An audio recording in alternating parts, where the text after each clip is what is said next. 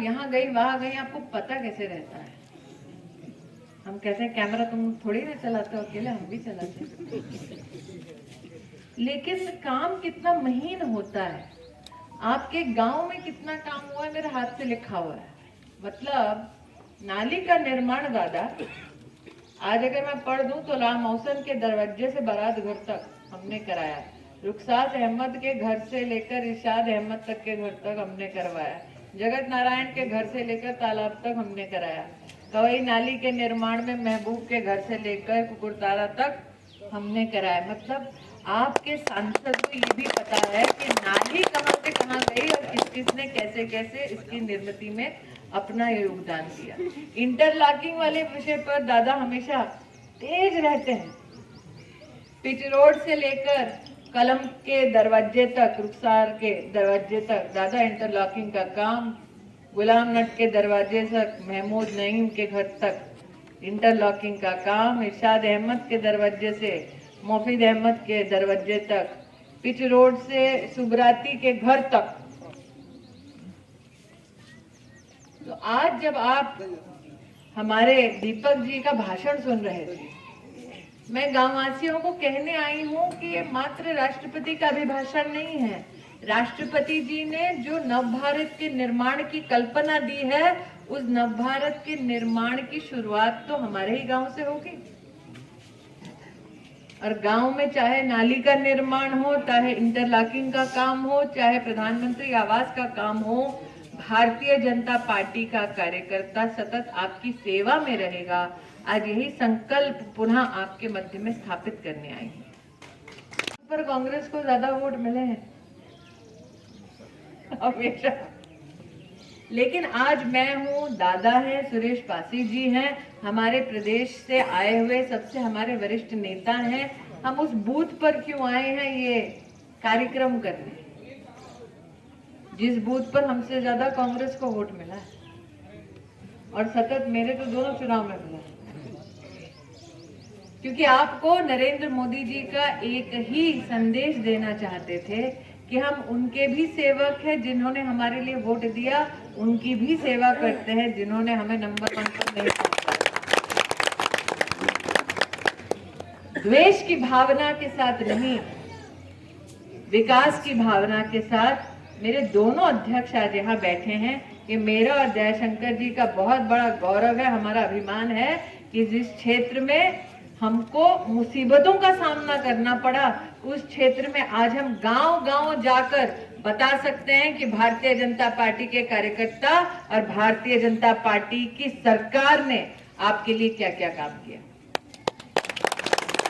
मैं सुरेश जी से पूछ रही थी, वो अपना पुल कैसा चल रहा है सुरेश भैया, सही नदी वाला। हम कहे कब से इसकी मांग थी?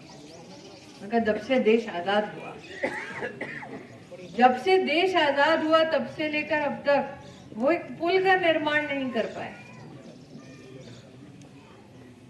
हमारा सौभाग्य है कि उस पुल का निर्माण भी हुआ, उस पुल का उद्घाटन भी हुआ। न सिर्फ पुल बल्कि ट्रॉमा सेंटर भी बना, बालिका महाविद्यालय का काम भी किया। और आज ऑक्सीजन प्लांट की तो बात छोड़ दीजिए, आज अगर मैंने कल जो दिशा मीटिंग में कहा अग्निशमन केंद्र की भी अगर व्यवस्था हुई तो ये हमारा गौरव है कि हमने पूरे इलाके में ये सारी व्यवस्थाएं आपके मध्य में की। अब कुछ लोग कहते हैं दीदी आप जगदीशपुर की तो बता देते हो, हमारा बताओ तो जाने। में ये भावना होना, जो लोकसभा क्षेत्र राष्ट्र की सत्ता के लिए जाना जाता था, उस लोकसभा क्षेत्र में कहीं भी इस प्रकार का भाव होना अपने आप में बहुत बड़ा प्रश्न उत्पन्न करता है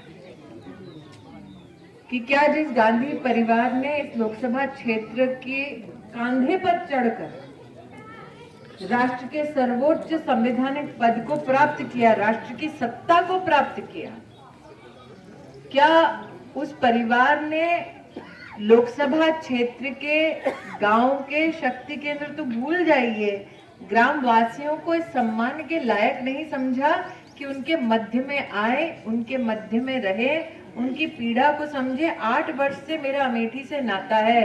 आज तक अमेठी का एक भी व्यक्ति ऐसा नहीं मिला जिसके शब्द कटु हो। आज तक अमेठी का एक भी नागरिक ऐसा नहीं मिला जो संस्कार विहीन हो। ये मेरा सबसे बड़ा गौरव है। मैं बार बार क्यों कहती हूँ कि दीदी हूँ, ये मेरा गौरव है, क्योंकि हर बहन को इस बात का नाज होता है, अभिमान होता है कि उसका परिवार संवेदनशील है, संस्कारी है, सहनशील है और सौहार्द की भावना से रहता है। तो सर्वप्रथम इस शक्ति केंद्र में राजेश जी का, हमारे अध्यक्ष, आपका विशेष आभार कि आज जैसे हमारे प्रभारी जी ने कहा कि शक्ति केंद्र के माध्यम से पूरे प्रदेश में महामहिम राष्ट्रपति जी के अभिभाषण के संदर्भ में कार्यकर्ता जनता के सम्मुख पहुंचे। ये प्रयास आपके शुभ आशीर्वाद से इस शक्ति केंद्र में हो रहा है। इसलिए आपकी सांसद होने के नाते, भाजपा की कार्यकर्ता होने के नाते अध्यक्ष जी, मैं आपको बहुत बहुत आभारी हूँ। राजेश जी, आपको, दीपक जी, दोनों को बधाई देती हूँ। निश्चित रूप से आपके मंडल में शक्ति केंद्र के माध्यम से कार्यक्रम सफल होगा। दुर्गेश जी, हमारी शुभकामनाओं के साथ साथ विशेष आग्रह कि मेरी प्रभारी का सर ऊंचा होना चाहिए। लखनऊ में कहें कि सबसे बढ़िया काम जो है वो अमेठी में हुआ, लेकिन राष्ट्रपति जी के बारे में उनको चुना कैसे, कितने लोगों को पता है? वो एक गरीब आदिवासी परिवार से हैं। उनके पतिदेव का देहांत हो गया। जीवन उनका पूरा का पूरा संघर्षों से भरा। और जब राष्ट्रपति उम्मीदवार के रूप में उनकी घोषणा हुई थी, वो अपने गांव में मंदिर साफ कर रही थी।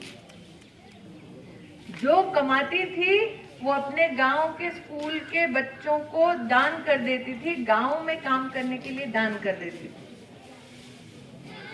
ऐसी महिला को देश में पहली बार आदिवासी गरीब परिवार की महिला देश की राष्ट्रपति बनी। ऐसी महिला को जब राष्ट्रपति उम्मीदवार घोषित किया भारतीय जनता पार्टी ने प्रधानमंत्री जी के आशीर्वाद से, तब कांग्रेस के नेताओं ने अभद्र टिप्पणी उन पर की। सोचिए राष्ट्रपति जी को कितनी चोट पहुंची हो। ये मेरा सौभाग्य था कि उस वक्त देश की संसद में आपकी प्रतिनिधि होने के नाते मैंने कांग्रेस पार्टी के उस अभद्र टिप्पणी का घोर विरोध किया, आपकी आवाज बनकर। इसलिए आज मैं ग्रामवासियों से पूछना चाहती हूँ, कितनी बेटियां हमारी यहाँ हैं? सोचिए उस महिला को कैसा लगा होगा कि मैं राष्ट्रपति के पद तक पहुंच गई, लेकिन मेरा अपमान समाप्त नहीं हुआ। तो आज मैं चाहती हूँ, आपका आशीर्वाद तो प्रधानमंत्री जी के साथ है ही, एक शुभाशीष शुभकामना हमारा गांव गढ़ा हम लोग देश की महामहिम राष्ट्रपति को दें, ताकि मैं जाकर बोल सकूं कि राष्ट्रपति जी, मेरे गांव ने आपको अभिनंदन भेजा है, आपको आभार भेजा है। मंजूर है? राष्ट्रपति को बोलो आपकी तरफ से।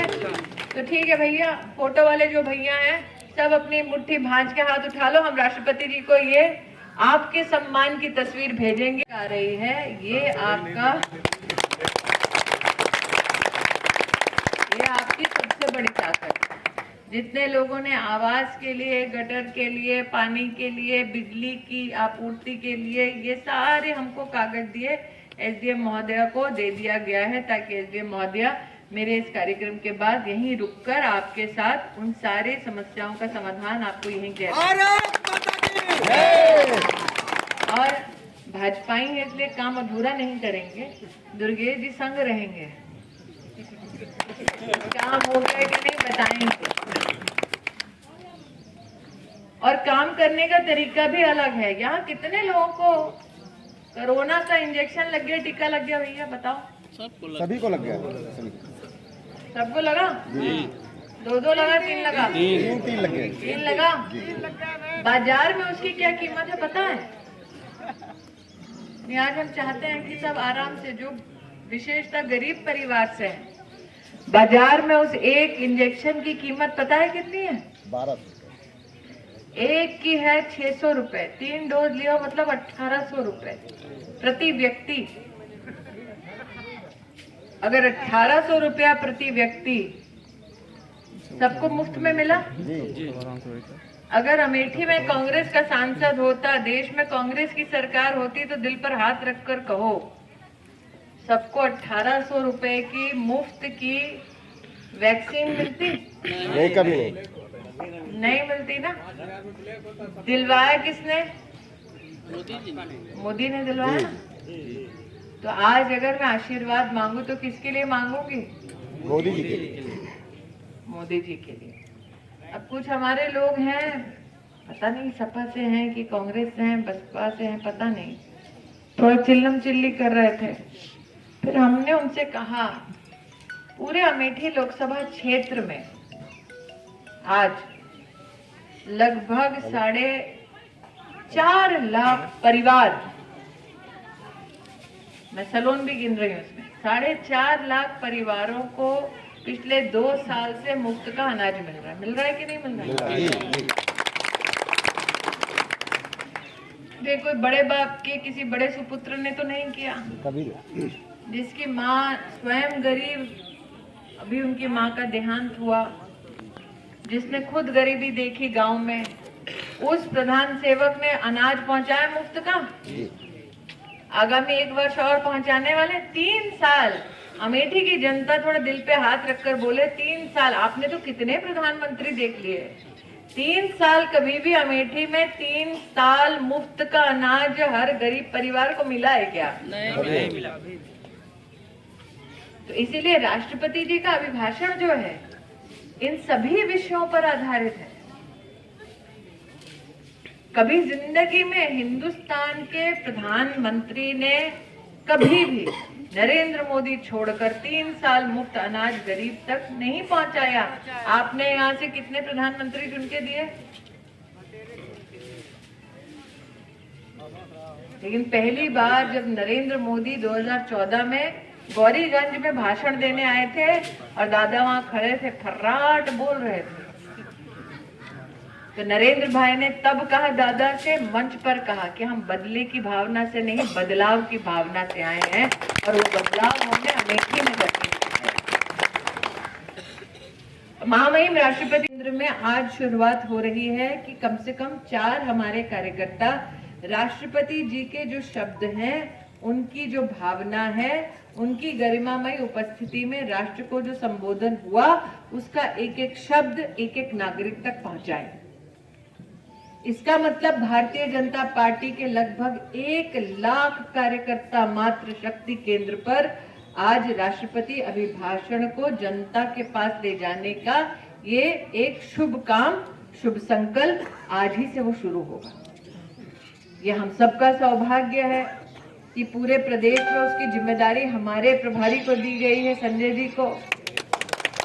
और मैं विशेष रूप से अमेठी के कार्यकर्ताओं को, हमारे जिला अध्यक्ष जी उपस्थित हैं, उनसे विशेष आग्रह ये करती हूँ कि सबसे बढ़िया अगर काम संगठन में हर शक्ति केंद्र पर हो तो वो नंबर 1 अमेठी का हो, ताकि बिल्कुल सीना तान के हमारे प्रभारी कह सके कि जो मेरा प्रभार क्षेत्र था वहां पर बड़ी सफलता पूर्वक हमने ये कार्यक्रम किया।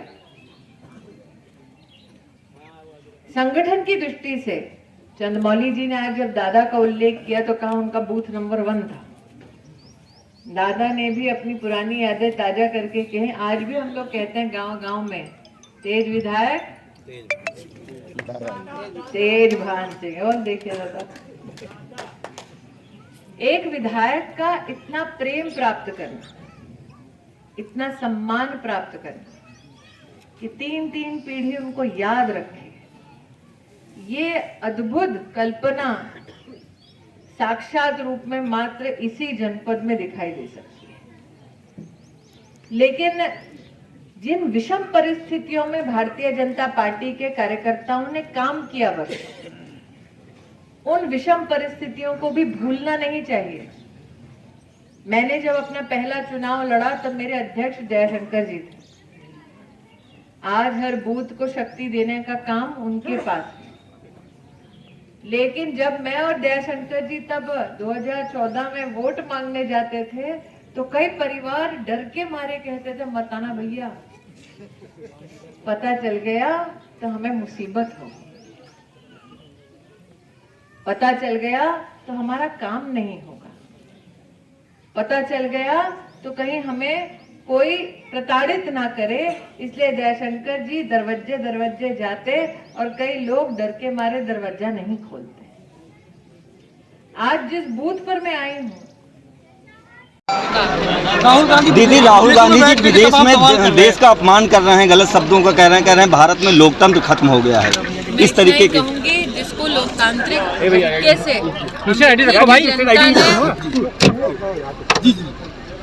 लोकतांत्रिक तरीके से अमेठी की जनता ने धूल चटाई, आज उसके आंसू बहना ये स्वाभाविक है।